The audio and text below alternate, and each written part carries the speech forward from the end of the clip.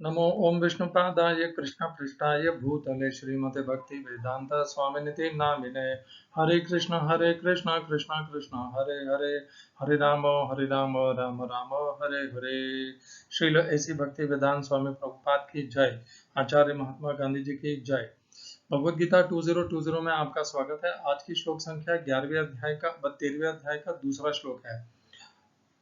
पहले श्लोक में अर्जुन ने भगवान से पूछा था, उसका हम पुनर्कथन कर लेते हैं क्योंकि आज की श्लोक संख्या से भगवान अर्जुन के प्रश्न का उत्तर देना प्रारंभ करेंगे। अर्जुन का प्रश्न पहले श्लोक में अर्जुन उवाच प्रकृतिम पुरुषम चैव क्षेत्रम क्षेत्रज्ञ एव च क्षेत्रज्ञम एव च एतद् वेदितुमिच्छामि ज्ञानम ज्ञेयम च केशव। तो अर्जुन ने पहले पंक्ति में 4 विषयों के विषय में भगवान केशव से अर्थात कृष्ण से प्रश्न किया, जानने की इच्छा व्यक्त की। एतद इनको वेदितुम जानना चाहता हूँ, इच्छा में पहले में पंक्ति में है प्रकृति पुरुष, क्षेत्र क्षेत्रज्ञ और दूसरी पंक्ति में है ज्ञानम और ज्ञेयम। इस प्रकार 6 विषयों के ऊपर अर्जुन ने भगवान से प्रश्न किया कि ये क्या है। यहाँ पर देखिए 12 अध्याय समाप्त हो चुके हैं।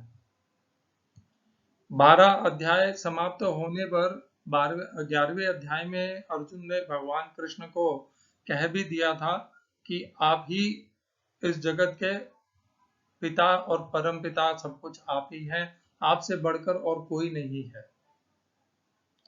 पितासि लोकस्य चराचरस्य त्वमस्य पूज्यश्च गुरुर्गरीयान् न त्वत्समोऽस्त्यभ्यधिकः कुतोऽन्यः लोकत्रयेऽप्य अप्रतिम प्रभाव। तो इस प्रकार अर्जुन ने कह दिया भगवान से और स्वीकार भी कर लिया उन्हें। अर्जुन भगवत गीता के पहले इस प्रकार भगवान श्री कृष्ण को पूरे चराचर जगत का पिता नहीं मानते थे, अब मानते हैं। क्योंकि अर्जुन ने ये कैसे स्पष्ट होता है हमें, अर्जुन ने जैसे ही इसे स्वीकार किया तो अर्जुन ने तुरंत भगवान से क्षमा मांगी कि मैंने इस तरह का बर्ताव आपके साथ किया। और अब उन्हें अपने ही पहले के व्यवहार पर लज्जा आ रही है कि मैंने इस विश्व के परम पिता के साथ ऐसा व्यवहार किया। और यदि उन्हें यह पहले से ज्ञात होता तो वे ऐसे लज्जाजनक व्यवहार को क्यों करते, नहीं करते।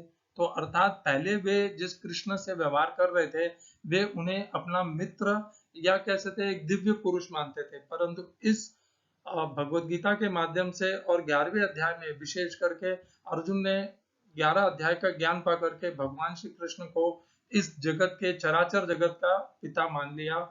पितासि लोकस्य चराचरस्य, और क्षमा भी मांगी कि मैंने आपके साथ ऐसा व्यवहार किया, सबके सामने और अकेले में कई बार आपसे हंसी मजाक की। तो ये अर्जुन निश्चित रूप से नहीं करते। मनुष्य जो व्यवहार उसे ग्लानि होती है वह व्यवहार तो निश्चित नहीं करेगा। या तो अर्जुन झूठ बोल रहे थे जो कि हो नहीं सकता, तो अर्थात यह स्पष्ट है कि अर्जुन को यह पहले से इस प्रकार भगवान श्री कृष्ण के भगवत तत्व का ज्ञान पहले तो नहीं था। वे भक्त थे, भगवान की हर बात को मानते थे, किंतु वे भगवान श्री कृष्ण को परम पिता कह के नहीं मानते थे। अब आ जाते हैं इस विषय के ऊपर। यहाँ पर अर्जुन ने ये 6 को क्यों जानना चाहा, तो अर्जुन ने इसके पिछले वाले अध्याय में भी भगवान से पूछा कि निराकार और साकार इस 2 प्रकार के भक्तों में से कौन से आपके श्रेष्ठ भक्त हैं। इस प्रकार आने वाले अध्यायों में अर्जुन भगवान से बहुत कुछ विषय में पूछेंगे। तो ये जो 6 अध्याय हैं ये प्रकृति के विषय में है। पहला जो अध्याय था, पहले जो 6 अध्याय थे वह एक समूह है, 7वें से 12वें अध्याय का एक समूह है। तो पहला अध्याय था, पहला जो समूह है वह आत्मा के विषय में था, कर्म के विषय में था। और दूसरा जो समूह है 7वें से लेकर 12वें अध्याय तक का समूह, वह भगवान और भगवत तत्व के विषय में था, जिससे हमें भगवान की जानकारी मिलती है, भगवान के विषय में ज्ञान प्राप्त होता है जो स्वयं भगवान हमें प्रदान करते हैं। और ये 13वें अध्याय से लेकर के जो 18वें अध्याय तक का समूह है, यह प्रकृति और इस प्रकार प्रकृति और भगवान का क्या संबंध है यह जानने को मिलता है कि प्रकृति और भगवान क्या है, प्रकृति क्या है और भगवान क्या है और इनका संबंध क्या है। तो अब प्रकृति और भगवान को जानना है, तो यहाँ से अर्जुन का प्रश्न प्रारंभ होता है 13वें अध्याय से। अर्जुन प्रकृति क्या है यह जानना चाहते हैं, तो अर्जुन क्या विषय पूछ लेते हैं भगवान से, प्रकृति क्या है, पुरुष क्या है, कौन है यह पुरुष, क्षेत्र क्या है, क्षेत्रज्ञ क्या है। देखिए ये यहाँ से जो ये देखिए ये 13वां अध्याय, ज्यादातर जो भक्त हैं वह इसका अध्ययन ही नहीं करते, क्योंकि इसमें ज्ञान है और विशेष ज्ञान है,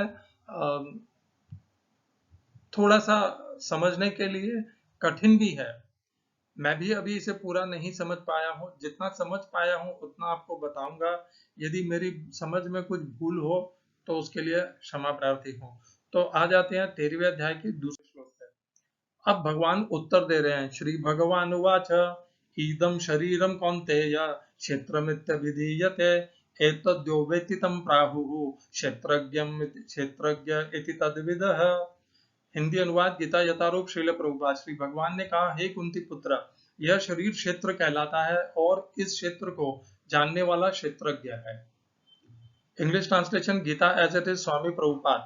The blessed Lord then said, this body, O son of Kunti, is called the field, and one who knows this body is called the knower of the field.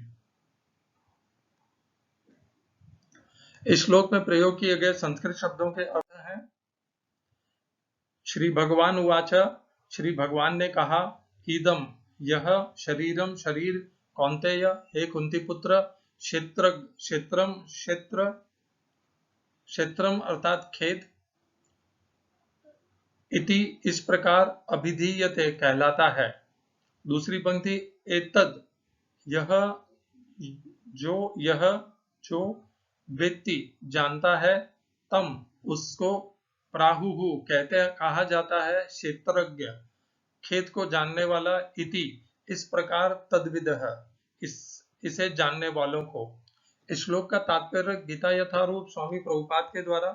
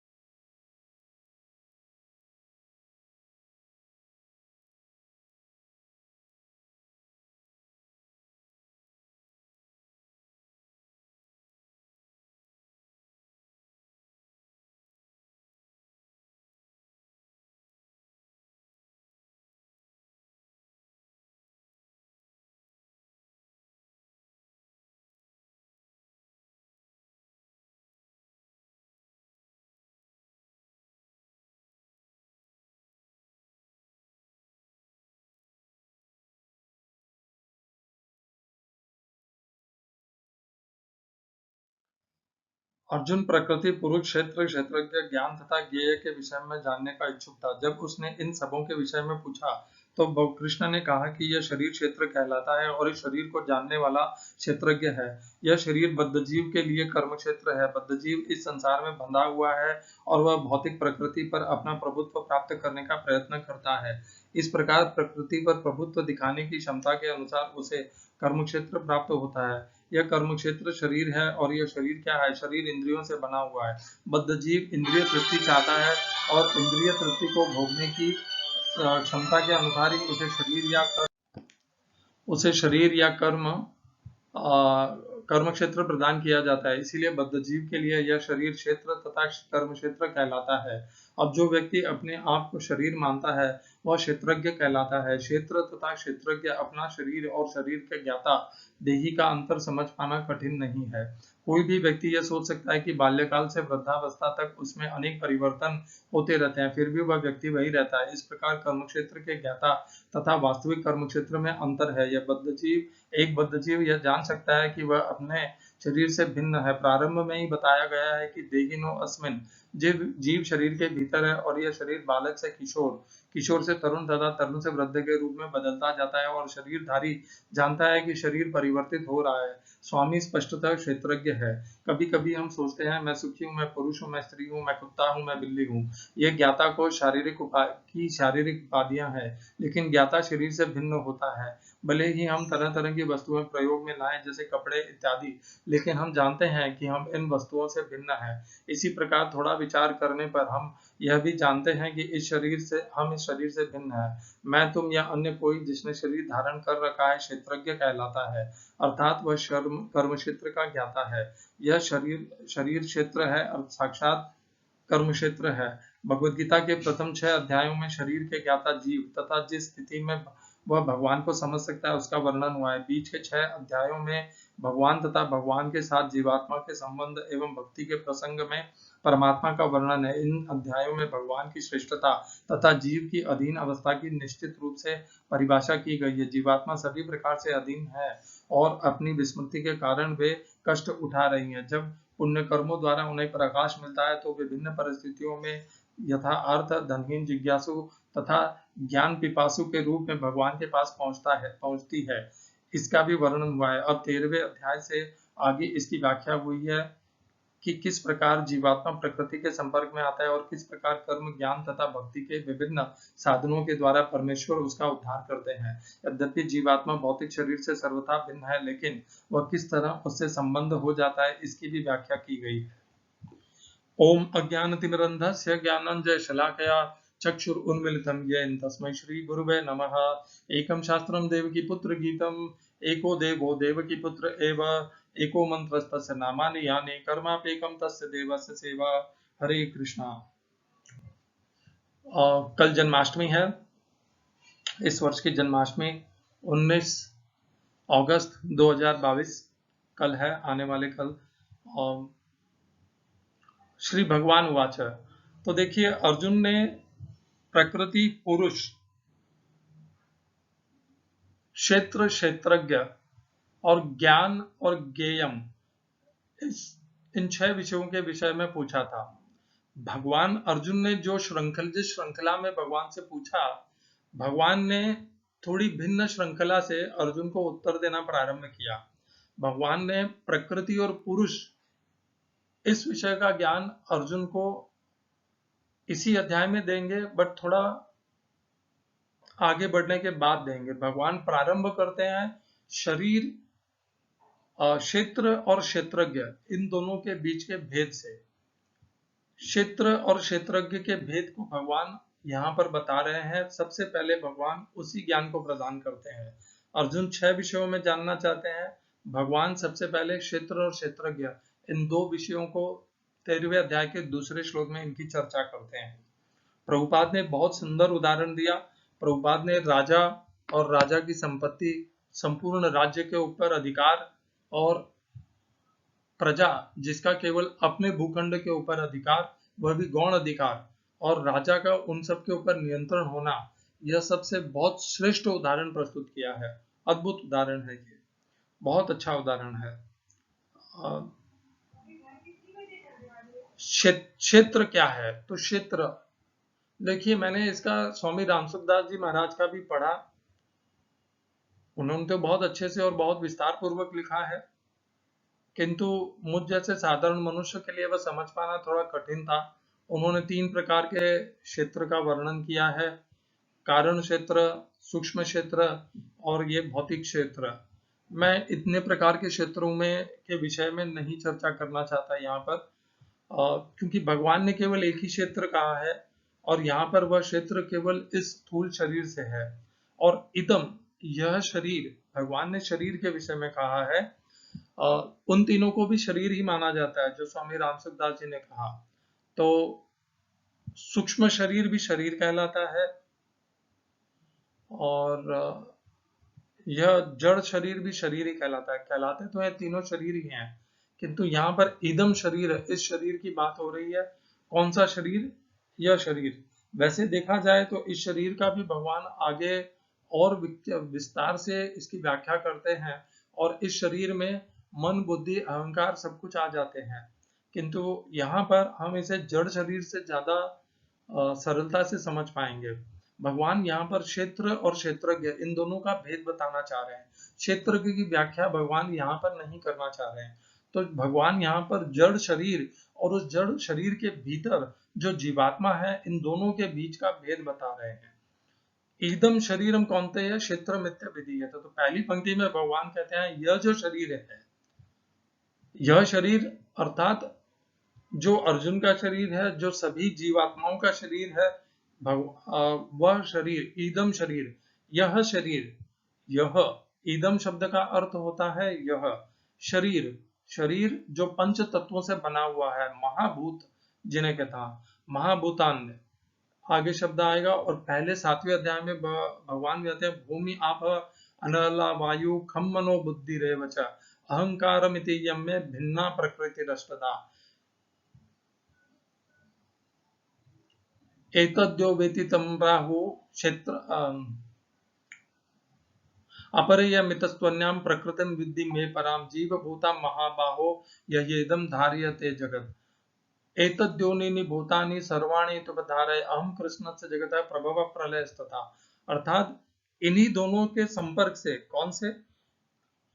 भूमि आप अनल वायु खम मन बुद्धि अहंकार, इन 8 से और जो जीवात्मा है इनके संसर्ग से क्या उत्पन्न होता है?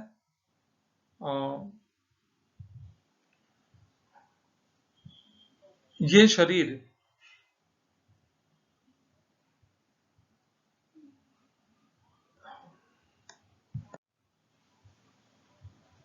जीव भूत, भगवान ने एक शब्द वहां पे प्रयोग किया है 7वें अध्याय में, जीव भूता महाबाहो यह्येदं धारयते जगत।